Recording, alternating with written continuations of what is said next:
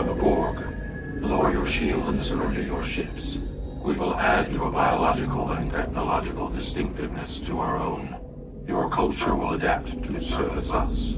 Resistance is futile. Alright, hello, this is our first podcast. I'm Justin, and I'm Waylon.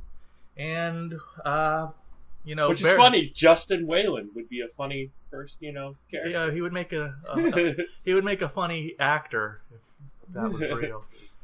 But this is our first podcast, so bear with us. We don't exactly know what we're doing, but we're just gonna go through some topics and talk about different things. So I think for our first episode, we decided our topic. We're gonna do we do a bit of Star Trek stuff.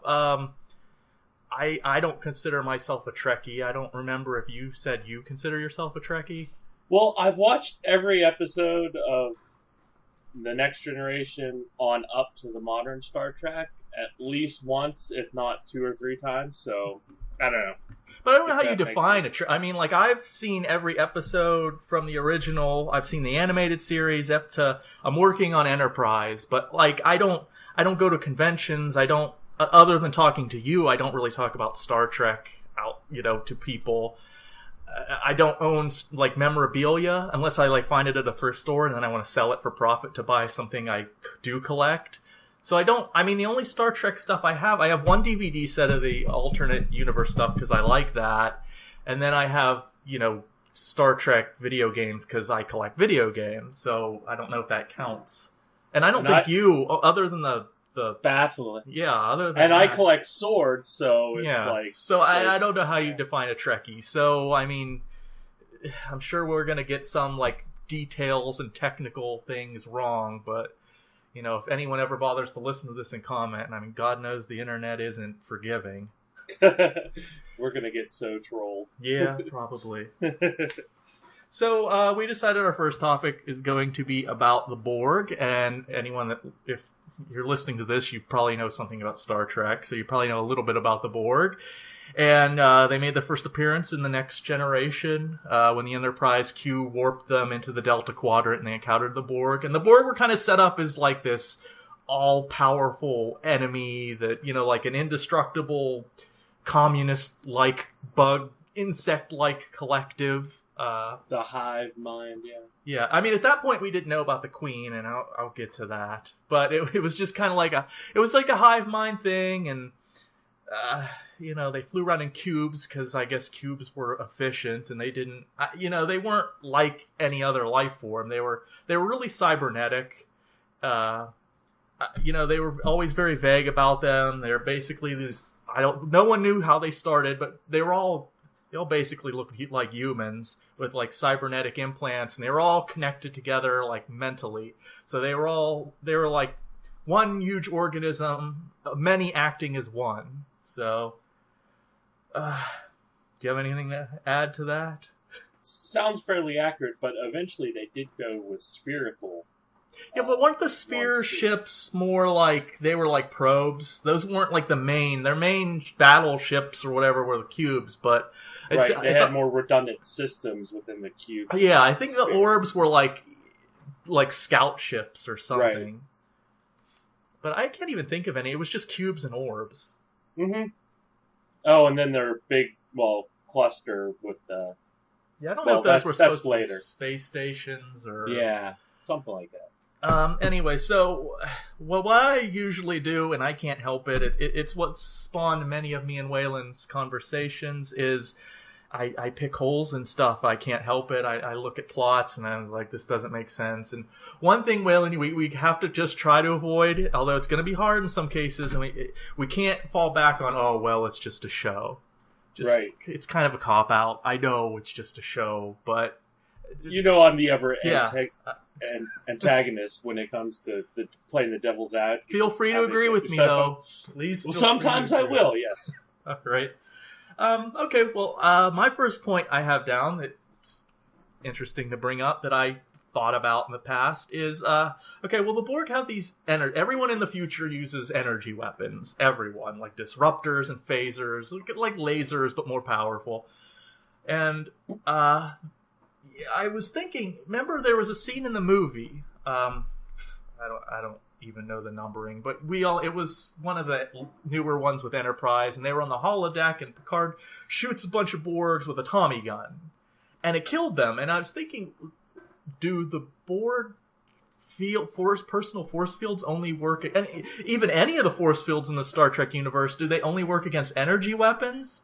Or, I mean, would a projectile weapon be like the perfect answer to fighting the Borg? And if so, why hasn't anyone thought of this? I mean, how can they adapt to bullets if their shields don't block bullets? I've never seen their shield. Well, it's in the Star Trek universe. This has only happened once in that scene, but it's a good question. Right, and I think I sort of agree with you, but I think they would eventually adapt. Like, at present, they are typically only combated by energy weapons because you get more ammo. Yeah.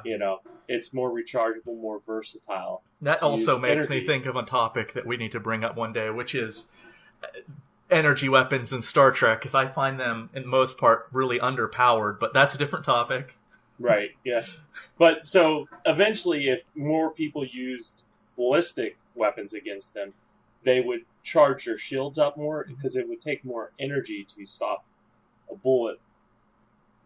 Well, you think their current. I mean, I would assume an energy field or a shield would stop solid like bullets, but I can't recall any time in Star Trek, even without the Borg, that I'm trying to think. Was there episodes where like a meteor hit the ship and like the shield stopped it? Because I mean, it has to, or else I mean, you'd be using like mass driver weapons as well as energy weapons. Right.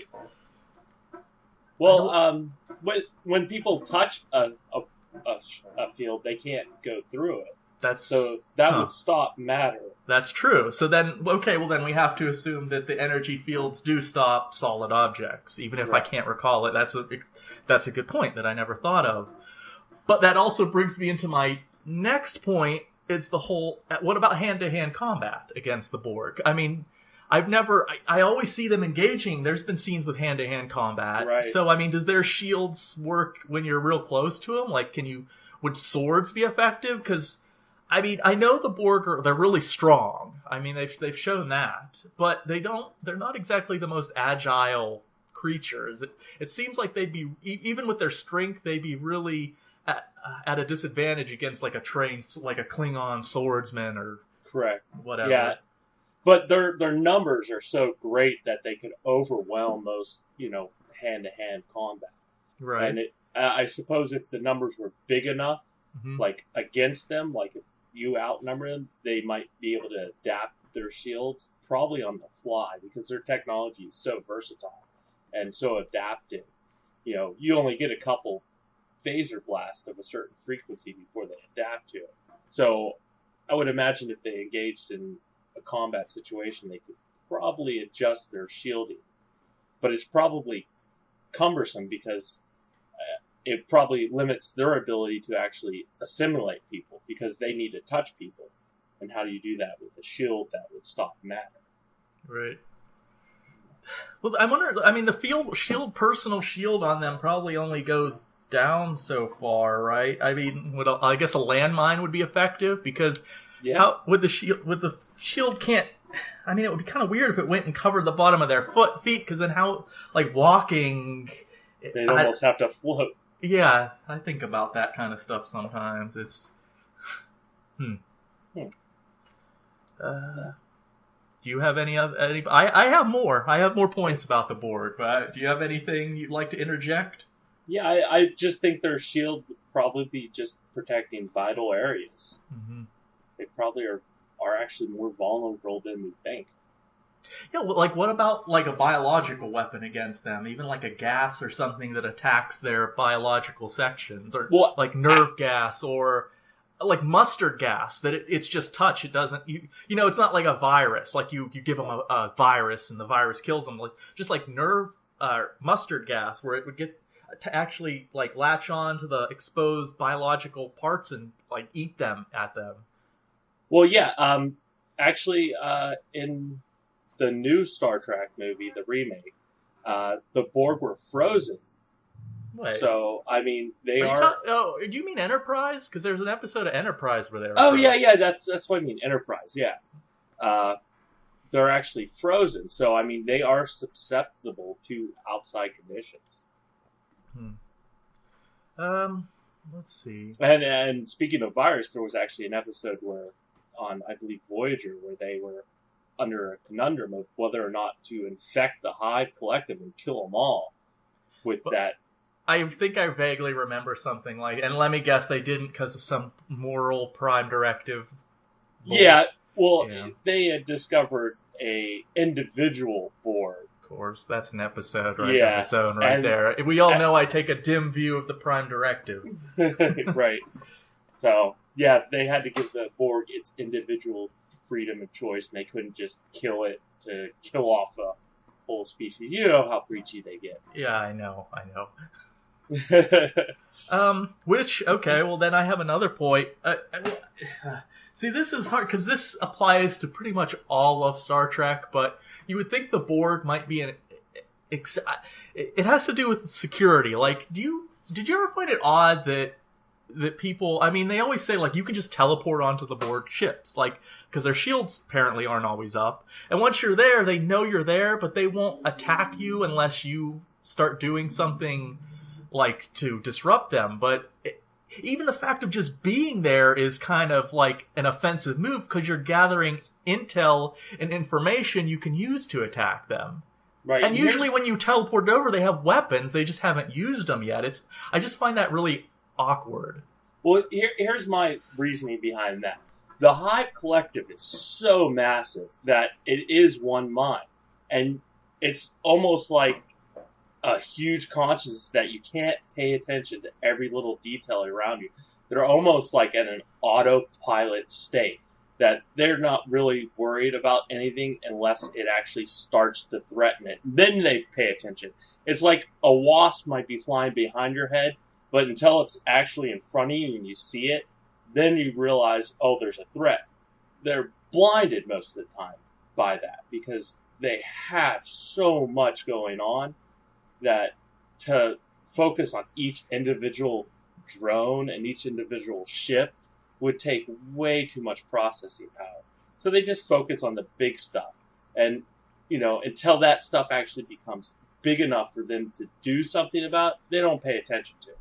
It's just not out of sight, out of mind kind of notion. That's pretty good. I get the feeling you put thought into this before. Yes, very much. Huh. Yes, because I remember the Voyager episodes, and get into that. And they would just teleport on with like explosives, and I mean, you think right away, but yeah, that's one ship isn't that big of a deal to them. You know? They sacrifice ships all the time just to prove a point. You know, which not a big deal to them. Segueing into my next question, because I almost feel like I'm questioning you directly, but it's because well, that's actually kind of how I like it, because you know, I don't have any topics. I'm just winging it. Okay. Well, what do you? Okay, I always thought this was weird, and this goes back to the Next Generation. Okay, the Borg are massive. They have a massive space empire. They have hundreds of millions of cubes, potentially. Why did they only send one ship to attack Earth in the Alpha Quadrant? And, I mean, I'll preempt you here and think, like, well, maybe it was just the closest ship, or maybe it was just like a scouting mission, but one ship, one single cube, pretty much got to Earth and, like, devastated an entire Federation fleet, and I think Klingon ships as well. Like, if they would have sent 2 cubes, like, they couldn't spare one more cube, they could have destroyed, like, the entire Federation. Right. And I think the reason behind that is, first off, they underestimated, you know, the Federation. Mm-hmm. So there's that, and the enormous amount of energy it takes to bring a ship from the Delta Quadrant all the way to the Alpha Quadrant, it has to be gigantic. You know, yeah, but don't they? Wouldn't it be the same? I mean, they didn't teleport the ship. Didn't it just take like a long time to get there? Right, and they thought that's all they needed to send is one ship. Why send 2 ships when one ship will get the job? Because they're not worried about us too much. You know, they're still expanding, adapting, conquering, you know, assimilating. I mean that makes sense in the Enterprise years because they didn't know much. I mean, I think when Voyager comes around, that changes massively. But... Oh yeah, after Voyager, they found human Federation threat very high. I mean, I could buy that it was just the closest cube, and you know, it's so far away. I kind of can buy that, but it is kind of funny that like back then in the Next Generation series, the Borg were such and it wasn't even like the Federation wasn't even unprepared because from that episode with Q and the Enterprise's contact with the Borg, they knew. Like, they even mentioned, like, we've been preparing for the Borg, we've been trying to develop weapons for them. So, like, they even knew they were coming. They didn't know when, but they knew they were coming. And they still, just one cube just decimated their fleet. If only they sent 2 cubes. Yeah. If only they had an extra cube of a billion cubes to spare. Which, right.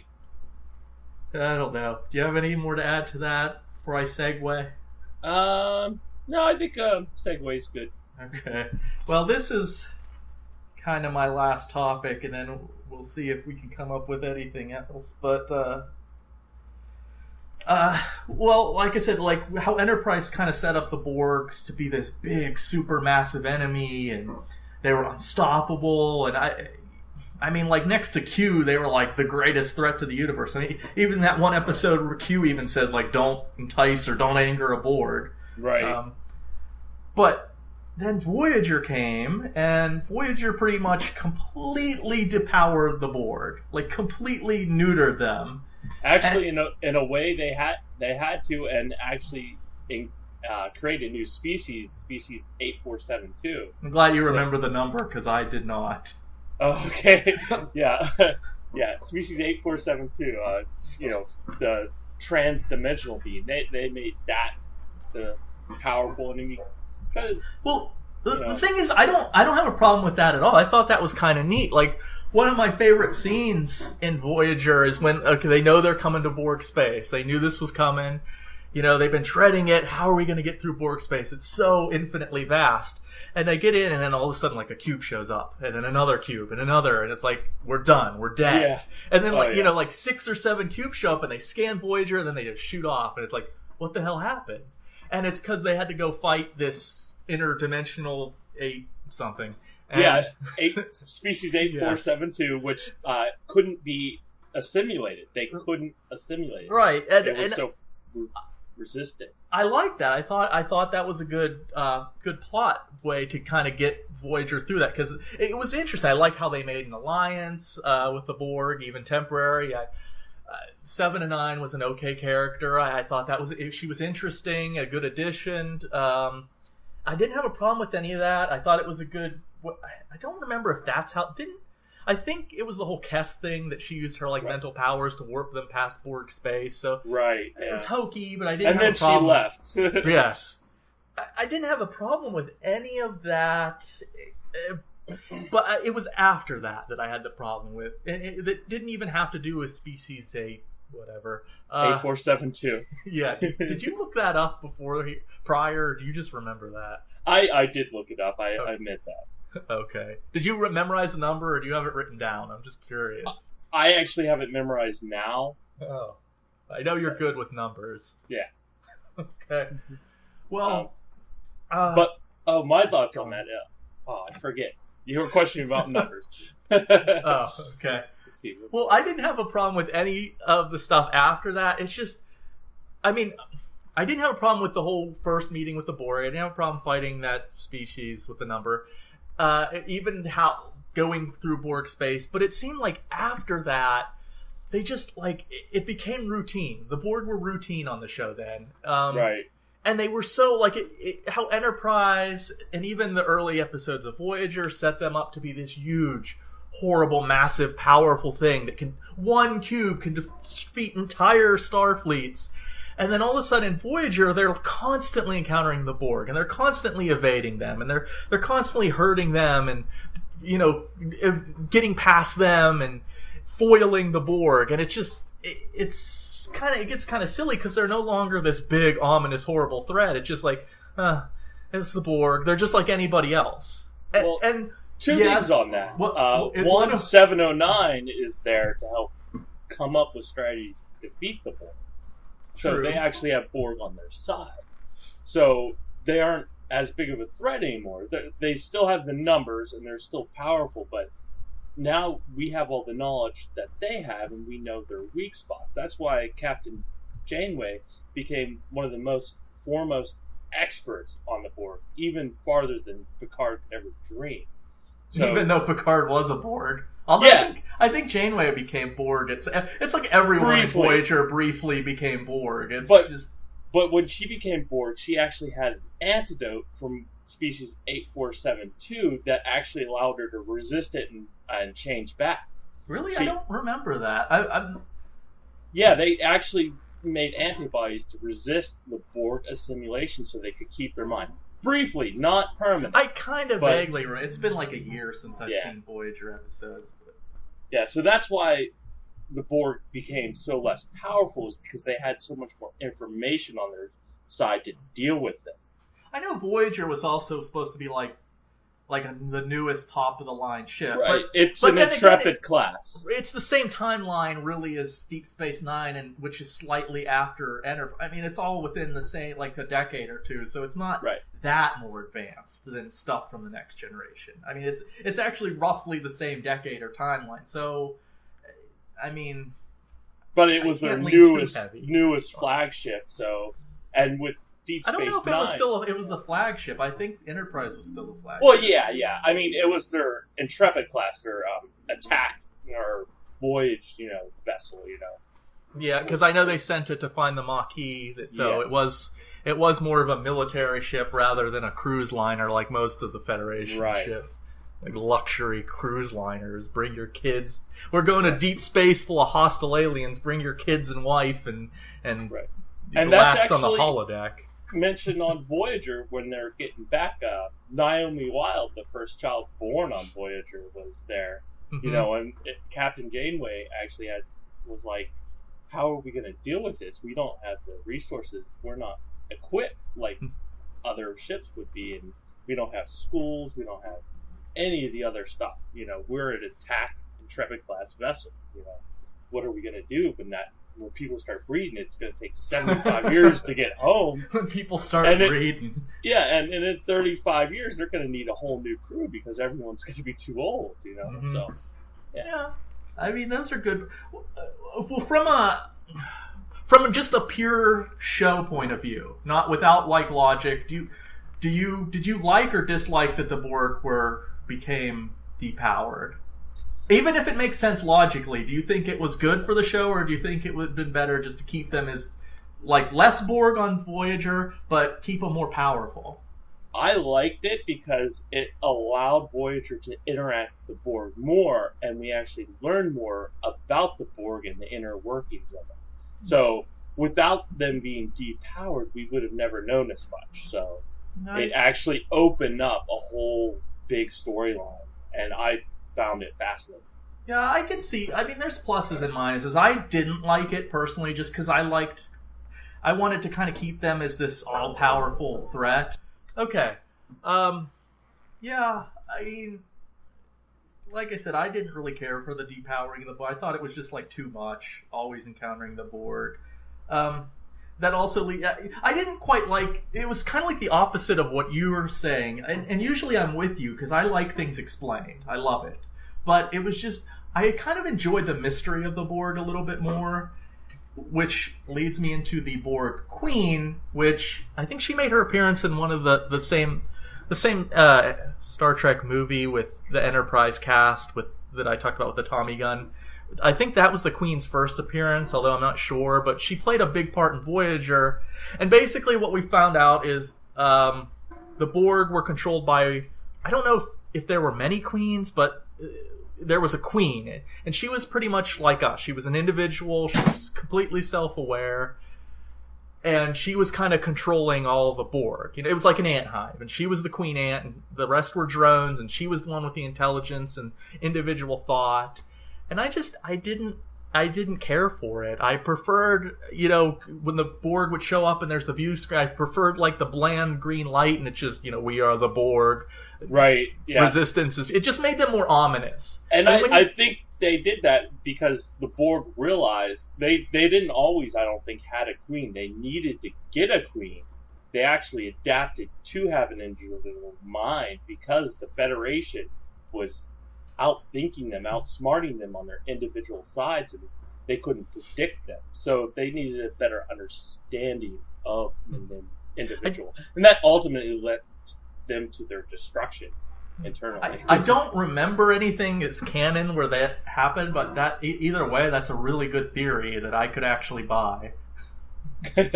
Wow. Yeah, I didn't. I mean, that's a good idea that maybe they didn't have a queen, and then they were starting to realize. Although it's so like they've encountered and assimilated millions of species, but they get to Earthlings, and that's finally what stops them, and they have to like make a queen because the Earthlings are too cunning for them, too individualistic. We're the curious explorers that just are more adaptive by our individual nature than they could anticipate, and that's kind of empowering humans and their adaptable abilities and whatnot. I can buy that. I don't like it. It kind of goes back to the other like depowered Borg or not depowered Borg. I don't. Did you like the addition of the Queen? I think she was a neat concept. Yeah, I just didn't like her. It was kind of like in Terminator Salvation, where I always thought of Skynet as just this faceless machine, and then like at the end of that movie, the guy goes in and it's like it creates like a face and it's like a persona, and it's like, well, that demystifies it. It was kind of the same thing with the Queen. And our mutual friend Dave brought up a good point one time.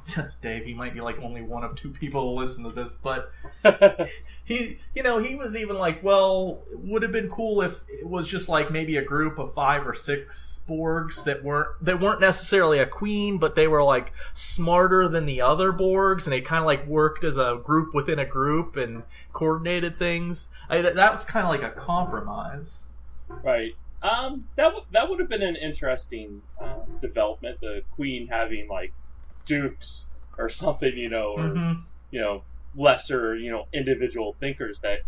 That would actually have given them more presence to defend against teleporter infiltration and stuff, because there would be more focus if there was more individual Borgs around their collective to actually manage battalions and stuff. So they would actually become more organized, defend faster, recognize threats faster, and actually see more. And it would have made them actually even more powerful if they did that.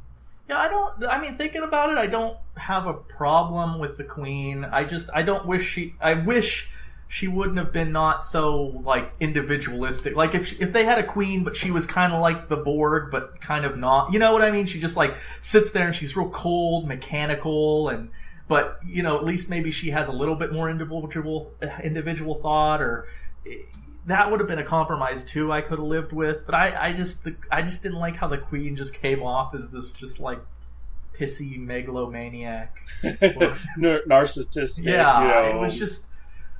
I just didn't like it. Do you have any other comments about the Borg? Any episodes you like? Like I said, the one thing that the Borg, the initial episode with like Picard, and then when they turned him into Locutus or whatever, that was a good episode. And they actually were starting to experiment with individuality, because he was Locutus, as he actually had a Borg named Locutus. Yeah, and then they did have an episode later with Hugh. Yeah, and Hugh's the one they were going to program to destroy all the Borg. And then he assimilated the Doctor's hollow badge, became Super Borg. Those are two different episodes. Hugh is from or the Next Generation, and then the Super. That's right. The Super Borg using future technology. Yeah, that was pretty cool. Unfortunately, I don't remember anything about it except that I didn't hate it and that there was a Super Borg. Yeah. Was he wasn't connected to the collective, was he? No, he was an individual, and that's why he assimilated that badge and then like destroyed the immediate threat of the Borg in that area. Yeah, so yeah, which I found pretty cool. Yeah, I mean, I like the Borg in Enterprise. I didn't care for the movie that featured the Borg, where it was like Earth and they went into the past and met Zephyr and Cochrane or whatever. I mean, I didn't hate that movie. I thought it was okay. It was much better than. Yeah, thank you. I've been trying to think of the name the whole time. I didn't want to look it up, and so you get clickety click of the keyboard. But yes, First Contact. I didn't mind that movie. I thought it was okay, much better than the ones that came after it. But I just didn't care for the Borg and Voyager, except that like the initial episodes were okay, where they first encountered Borg space and fought Species 8 blah blah blah. And 8472. Yeah, 8472. Correct. Okay. I think of it as 84 and 72. There's 12 differences between 84 and 72. So if you take 84 minus 12, I don't know. Of course, that's how my brain works. That makes perfect sense to how I'll remember them now. 84, 72. Yep. Huh. Yeah, but the episodes after that I didn't care for. Like, I don't know if they show up again on Enterprise. The episode was okay though, where they found them in the Arctic and they revived and they. Of course, it was funny though because it was like every horror movie from like the 50s or up or whatever. Like oh, we've thought out these strange alien creatures that look kind of menacing. Right. Yeah, should we post a guard? No, I'll be good. I'm just gonna like work on them throughout the night alone, and I'm sure I'll be fine. I'm sure they're actually dead. Yeah, they've just been frozen. I'm sure they're actually dead. I'll just turn my back to them and do experiments and stuff while they obviously thaw out and. Systems come back online, regenerate, boom. Yeah, so, but I mean, other than being kind of hokey, I enjoyed that episode. Like I said, I'm on season 3 of Enterprise, so I don't know if they make a return. I can't think of them in anything else. I don't think they do on Enterprise. I think that was their just kind of. I would have liked. I would like a modern new Star Trek point-and-click adventure game with the Borg. They're very good Star Trek point-and-click adventure games, but they're all from like the mid 90s or earlier. So there's no Borg. I guess the Borg could show up because I think Enterprise was like 89 to 95 or something. I don't know. I haven't played any of them. Like most of my video games and computer games, they just sit in boxes, in a box. Yeah, I know nothing of the Borg game. I'm sure there were. I know there's games that had the Borg in them, but I don't know. So I don't know. Do you have anything else to add about the Borg? Because I'm out of topics for the Borg. I believe I've depleted most of my knowledge on that. All right. There's so much cross space that it's hard to narrow down. Did you say crawl space or cross?